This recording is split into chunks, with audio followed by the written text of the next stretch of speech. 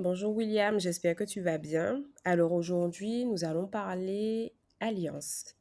C'est vrai que lorsque qu'on étudie la Bible, on voit clairement qu'il y a une ancienne alliance et qu'il y a une nouvelle alliance. Donc la question qui se pose, c'est qu'est-ce que la nouvelle alliance et est-ce que le sabbat est le signe de la nouvelle alliance? Merci Emmanuel pour cette question. Question importante comme toutes les autres. Déjà, il y a la confusion dans le christianisme sur ces sujets. Lorsque il y a des gens, quand ils vont parler de la nouvelle alliance, ils vont dire c'est toujours les 10 commandements et voilà, voilà, maintenant c'est Dieu qui va mettre sa loi dans notre cœur. Voilà, si quelqu'un ne comprend pas d'abord le thème de l'alliance et sa définition selon la Bible, pas selon les hommes. Tu comprends ce que je veux dire? Mhm, oui. Parce que l'alliance dans la Bible, il faut comprendre aussi le contexte historique de l'alliance au Proche-Orient. OK? Mhm, À l'époque dans le Proche-Orient, l'alliance se faisait entre deux parties. OK? mhm, Celui qui dominait et le vassal, qu'on appelle le suzerain et le vassal. OK? mhm. Dans l'alliance, il y avait les promesses de l'alliance. Il y avait la condition de l'alliance et le signe de l'alliance. Tout ça a été ratifié sur recto verso sur un document ou une pierre. OK? D'accord. Dans Oui. la Bible. Donc, si je veux comprendre l'alliance, la Bible a été écrite avec une culture du Moyen-Orient. Donc, je ne peux pas comprendre l'alliance comme un Européen ou comme un Américain. Je dois d'abord comprendre d'abord qu'est-ce que ça signifie. Donc, quand on se dit, la première fois où on évoque l'alliance, c'est avec Noé. OK? Oui, effectivement. L'alliance avec Noé, lorsqu'il y a le déluge, Genèse chapitre 9, si pour ceux qui sont curieux vont lire le verset 9 à 17, on voit dans le verset 13 où Dieu dit, j'ai placé mon arc dans la nuit, il servira de signe d'alliance entre moi et la terre. Et la promesse, c'est quoi? Il n'y aura plus de déluge. Ouais. Est-ce que tu vois que l'alliance comporte la promesse, la condition? Et Ici, il le n'y a pas de signe. condition, mais il y a un signe. Mhm. Le signe, c'est que toute chair ne sera plus détruite par le déluge. Le signe de l'alliance, ou le sceau, le signe de l'alliance, c'était quoi? L'arc-en-ciel. Et lorsqu'on vient sur l'alliance abrahamique, remarque bien que dans chaque temps, il y a une alliance différente. Est-ce que tu vois ce que je veux dire? Oui, oui, oui. Si on vient dans l'alliance abrahamique, Genèse chapitre 17, Dieu dit, dans verset 10, c'est ici mon alliance entre vous et moi, que vous garderez entre moi et vous. Le verset 11 dit, vous vous circoncirez. Ce serait un signe d'alliance entre moi et vous. Voilà le signe de l'alliance. La promesse, ici, tu auras de nombreux descendants et Jésus viendra par toi, pour paraphraser. Tu Mhm. vois ça? Oui. La condition, c'était inconditionnel, donc il devait seulement croire. C'est pourquoi on dit qu'Abraham est le père de la foi, on dit il crut, il lui fut imputé à justice. Donc, on revient encore sur les points qu'on retrouve dans l'alliance du Proche-Orient. La promesse, la condition, le signe. Promesse, nombreux descendants et le Christ qui vient. Condition, il devait croire. Donc, inconditionnel. Signe, la circoncision. Si lui, dans Genèse chapitre 17, pour ceux qui vont pousser l'étude, ils vont lire tout Genèse chapitre 17, Dieu dit que celui qui ne respecte pas l'alliance, il sera retranché du milieu du peuple. Donc, Abraham n'avait pas le sabbat. Donc, on sait que bibliquement, Abraham n'avait pas le sabbat. Si vous lisez Deutéronome chapitre 4 et Deutéronome chapitre 5, où on va revenir là-dessus. Mais remarque bien que Dieu dit que celui qui ne respecte pas l'alliance abrahamique, dans le temps d'Abraham, le signe de l'alliance, c'était la circoncision. On se rappelle que Moïse a failli mourir parce qu'il n'a pas respecté ça, dans Exode chapitre 4. Tu Mhm. comprends? Oui. Parce que c'était le signe de l'alliance. C'était la chose qui était importante à l'époque de Moïse, avant que Dieu ne donne les 10 commandements sur le mont Sinaï, voilà ce qui était le signe de l'alliance, la circoncision. Mhm. Tu vois ça? Oui. Maintenant, avec Israël, il y a une autre alliance qui se fait. OK? Mhm. Qu'est-ce qu'on nous dit? Exode 19. Dieu dit, si vous écoutez ma voix, si vous gardez mon alliance, ils disent à Dieu, nous ferons tout ce que tu vas dire. L'alliance était conditionnelle pour Israël. Et qu'est-ce que Dieu donne comme le signe de l'alliance? Quand on lit Exode 31, verset 12 à 17, je vais prendre le verset 12 d'abord. L'Éternel parla à Moïse et dit, parle aux enfants d'Israël. Dis-leur, vous ne marquerez pas d'observer mes sabbats. Ça sera entre moi et vous, parmi vos descendants, un signe auquel on connaîtra que je suis l'Éternel qui vous sanctifie. Et Dieu dit, ce sera comme une alliance, dans verset 16, perpétuelle. Une alliance perpétuelle, ce sera entre moi et les enfants d'Israël, un signe qui devait durer à perpétuité. Et qu'est-ce que Dieu fait après? On lui donne les 2 tables de pierre. Les 2 tables de pierre étaient, comme le contrat se fait dans l'alliance, c'est écrit recto verso. OK? Les 10 Mhm. paroles, qu'on appelle comme les 10 paroles. Dans les 10 paroles, c'était les paroles de l'alliance. Si on lit Exode 34, verset 28, il dit bien les tables de paroles de l'alliance. Quand généralement on dit l'âge de l'alliance, c'est parce que ça comportait les paroles qui symbolisaient l'alliance. On peut lire aussi Deutéronome chapitre 9, verset 10 à 11, où on dit que les tables de pierre, les tables de l'alliance. OK? Le verset Deutéronome 9, verset 15, on dit la même chose, les tables de l'alliance, écrit des 2 côtés. OK? D'accord, oui. Donc, quel est le signe de l'alliance ici? C'est le sabbat. Et pas seulement le 4e jour, et aussi les fêtes juives. Tout est inclus. Nous l'avons démontré dans une vidéo où on a parlé du sceau de Dieu. Tu vois que quel est le signe de l'alliance que Dieu adresse à Israël? Vous garderez mes sabbats. Ça sera un signe entre vous et moi, auquel on reconnaîtra que je suis l'Éternel. C'est répété dans Ézéchiel chapitre 20. Les gens prennent soit Ézéchiel 20, verset 12, le verset 20, en disant que ce sabbat du 4e commandement. Non, il parle ici des fêtes juives. Donc il y avait le sabbat du 4e commandement et toutes les autres. OK?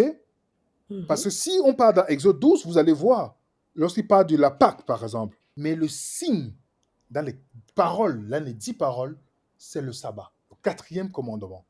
C'était le signe de l'alliance même, dans les 10 paroles. Voilà ce qui symbolise le signe dans les 10 paroles. C'est plus tard que Dieu parle aussi des sabbats, mais dans les 10 paroles, c'était ça qui symbolisait. Est-ce que tu vois un peu?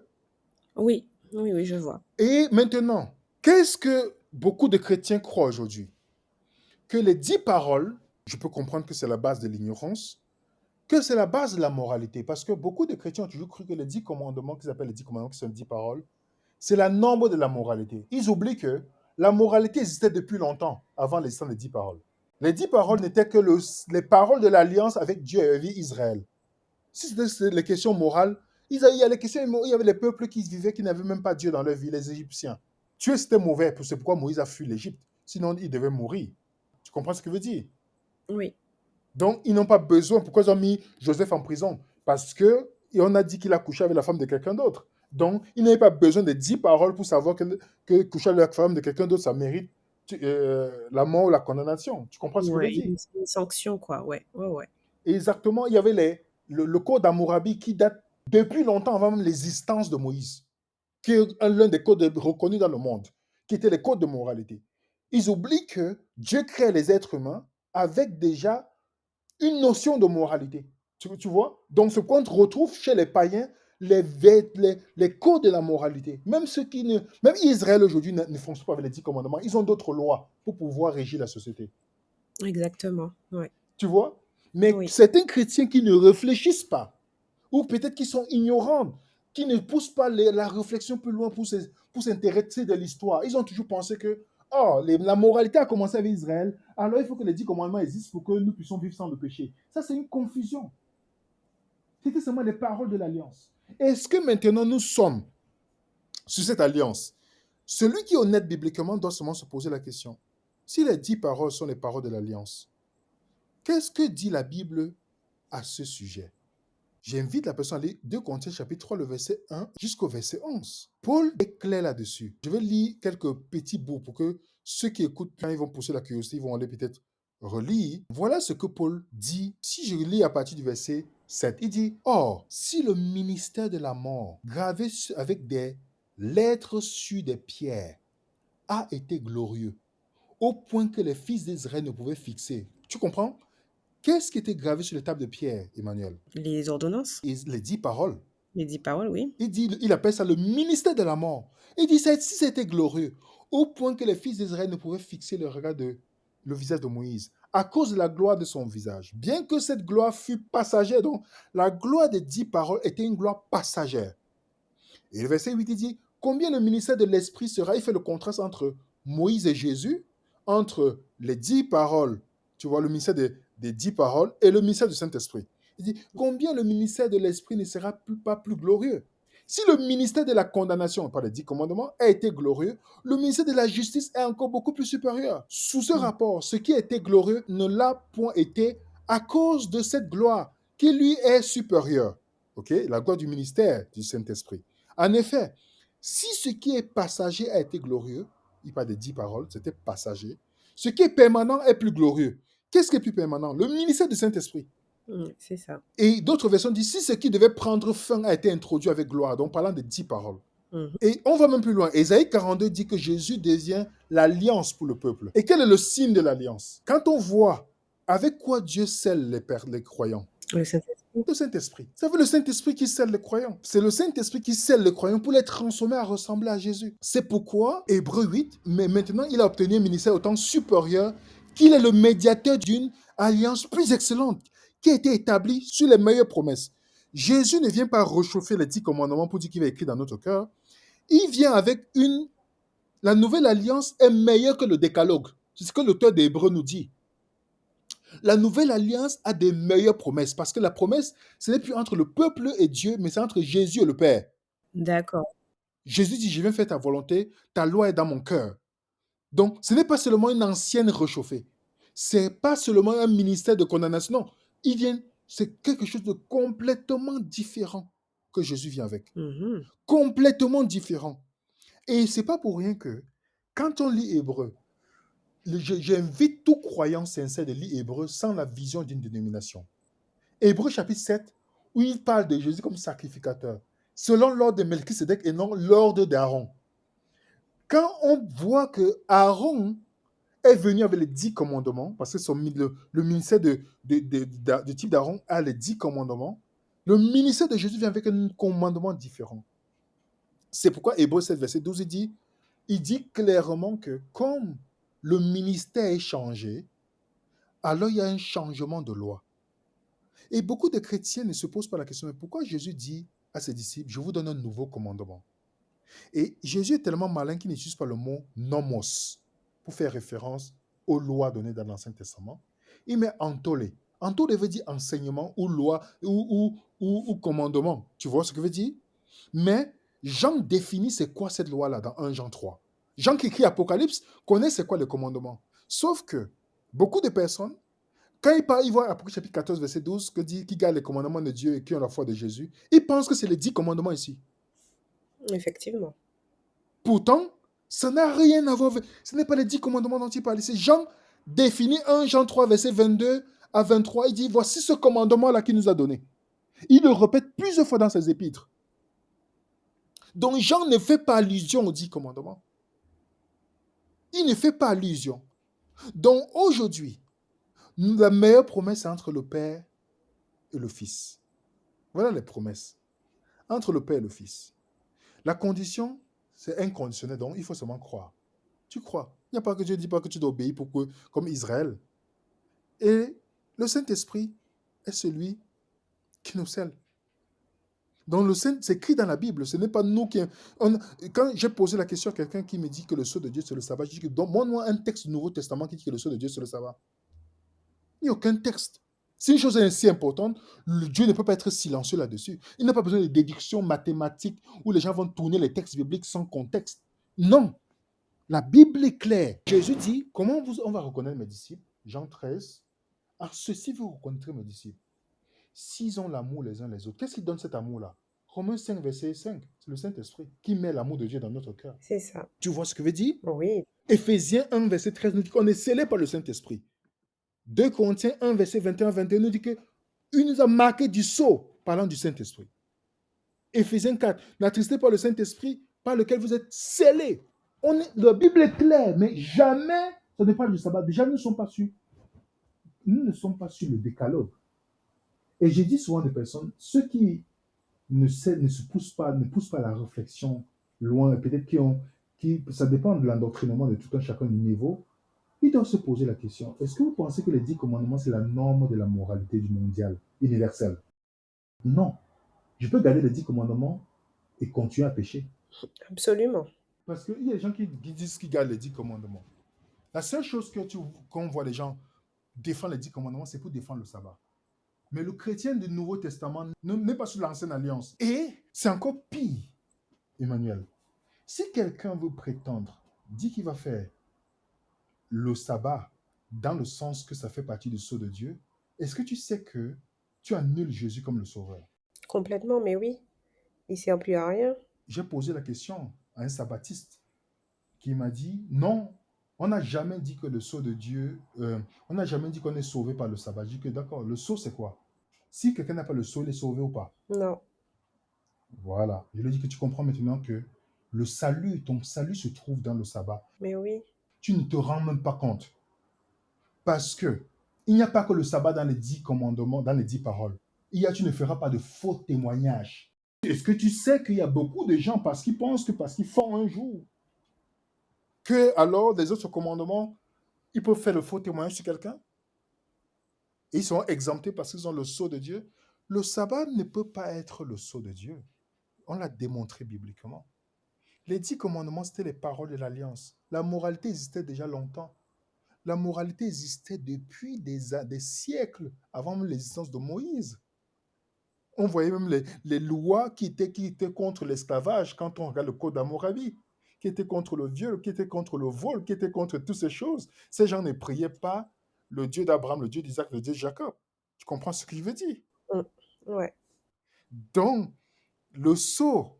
Donc, si quelqu'un vous dit le pape a changé le samedi au dimanche, déjà, ce n'est pas le pape qui l'a changé. Celui qui connaît l'histoire sait très bien. Et on va revenir là-dessus. Mais déjà, chaque personne doit comprendre, en fait, la Bible a changé. Jamais un disciple n'a commandé le sabbat à des non-croyants ou à des nouveaux convertis. Jamais. Même quand on lit des actes, celui qui est honnête, qui étudie la Bible avec honnêteté, Emmanuel, il ne peut pas te donner un verset où les disciples ont commandé les gens de faire le sabbat. exactement. Il n'y a pas de verset. On raconte seulement, et il n'y a pas. On raconte seulement dans les Voilà, c'est ça. circonstances où il C'est la partait pour description. prêcher C'est ça. à des Le gens qui sabbat, faisaient le tout à sabbat. fait. Voilà. Dans Actes chapitre 15, lorsqu'on demande qu'est-ce qu'il faut prescrire non-croyants, jamais ils ne prescrivent le sabbat. Si quelqu'un veut se reposer, si quelqu'un dit, je me repose le samedi, c'est bien. L'autre dit, je me repose lundi. Est-ce que c'est un jour d'adoration? Non, Bibliquement, on adore Dieu tous les jours. exact. Même Jésus, quand on demande les vrais adorateurs, il ne dit pas que les vrais adorateurs, c'est le samedi. Jamais. Il dit ceux qui adorent en esprit, en En vérité. vérité. Donc, on adore Dieu tous les jours. Samedi, dimanche, lundi, mardi, mercredi, jeudi, vendredi, samedi, dimanche. Tu comprends ce que je veux dire? Oui, Si tu veux te reposer, que tu dis que samedi, c'est ton jour que tu prends le off, fais-le. Mais tu ne peux pas imposer ça. Même le sabbat dans la Bible, Dieu n'a jamais voulu que Israël a évangélisé les non-croyants pour faire le sabbat. C'était le peuple, entre le peuple et Israël. Et quand un non-croyant ou un païen voulait faire le sabbat, voulait entrer dans l'alliance, on devait d'abord le circoncire. On devait le circoncire. Donc, la déduction que le sabbat, c'est le sceau de Dieu est faux bibliquement.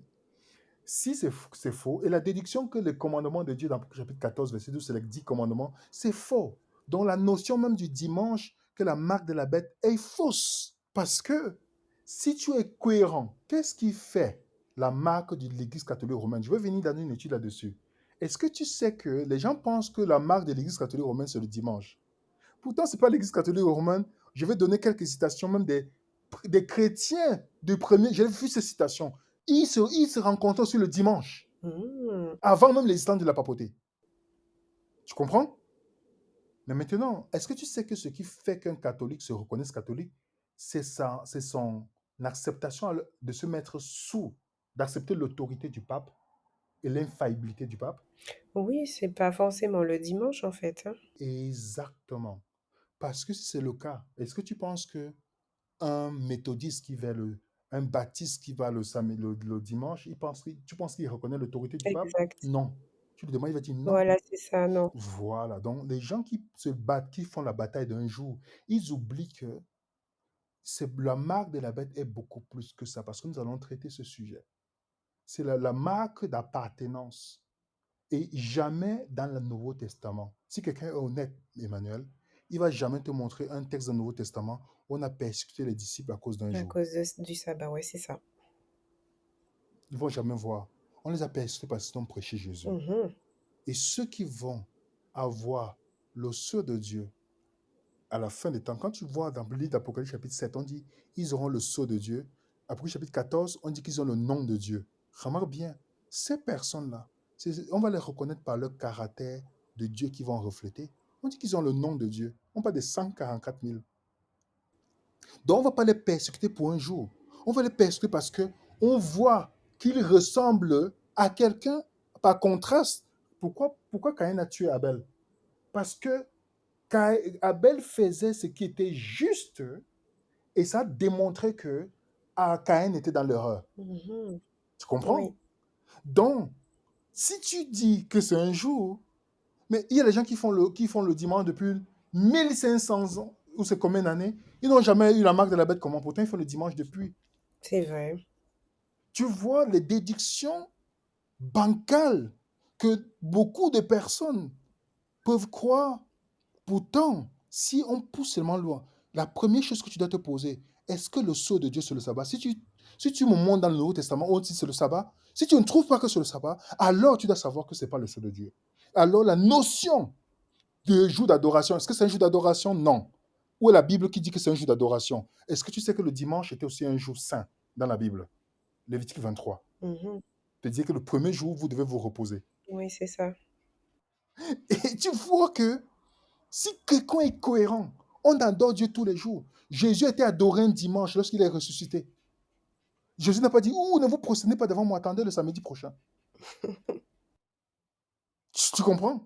Et, et c'est pourquoi il faut, si quelqu'un n'est pas solide et quelqu'un ne laisse pas l'Esprit de Dieu travailler dans son cœur, on peut te manipuler avec la Bible et tu crois quelque chose que tu ne peux pas prouver dans la Bible. Si le sceau de Dieu était le samedi, tu comprends, Emmanuel? Oui, Dieu ne peut pas cacher son peuple en disant que vous devez tourner la Bible, aller dans l'Ancien Testament pour dire, ah, le sceau c'était ça. Est-ce que dans l'Ancien Testament, il n'y avait que le sceau qui était le sabbat? Si on veut regarder, non. Il y avait l'arc-en-ciel qui était un sceau. Il y avait la circoncision qui était un sceau. Il y avait le sabbat qui était un sceau. Il y avait les fêtes juives qui étaient un sceau. mmh. Pourquoi, qu'est-ce qui fait que tu choisis le samedi et tu ne choisis pas les autres? L'arc-en-ciel, est-ce qu'il n'y a pas l'arc-en-ciel aujourd'hui, quand il pleut? Si, Voilà. Est-ce qu'il n'y a pas la circoncision aujourd'hui? C'est pas possible de se oui, circoncire encore? Mieux encore, avec l'avancée de la médecine. absolument. Donc, il faut vraiment, et c'est pourquoi beaucoup de chrétiens sont dans l'ancienne alliance, ils pensent qu'ils ont Jésus, en fait. Non. Dans l'étude de 14 heures, qu'on va voir dans 14 heures, ils verront qu'ils n'ont pas le vrai Jésus. Je les invite. L'étude de ce jour à 14 heures. Très bien. C'est vrai qu'il faut que les gens comprennent que c'est une très bonne chose de se poser des questions, d'analyser absolument chacune de nos croyances, en fait, pour être sûr être dans le vrai et surtout se laisser guider par l'esprit, parce que c'est l'esprit qui convainc. Donc, je te remercie, William, d'avoir traité ce sujet très, très important avec moi. Je fais un rappel des versets et chapitres qu'on a abordés. Genèse chapitre 17, Deutéronome 4, Deutéronome 5, Exode 31, versets 12 à 17, Deutéronome 9, verset 15, Ézéchiel 12, 2 Corinthiens 3, versets 1 à 11, Ésaïe 42, Hébreux 7, verset 12, 1 Jean 3, versets 22 à 23, Romains 5, Éphésiens 1 et 5 et Éphésiens 4. Voilà, je te remercie une fois de plus et je te dis à bientôt pour un nouvel épisode. Merci, Emmanuel. À bientôt.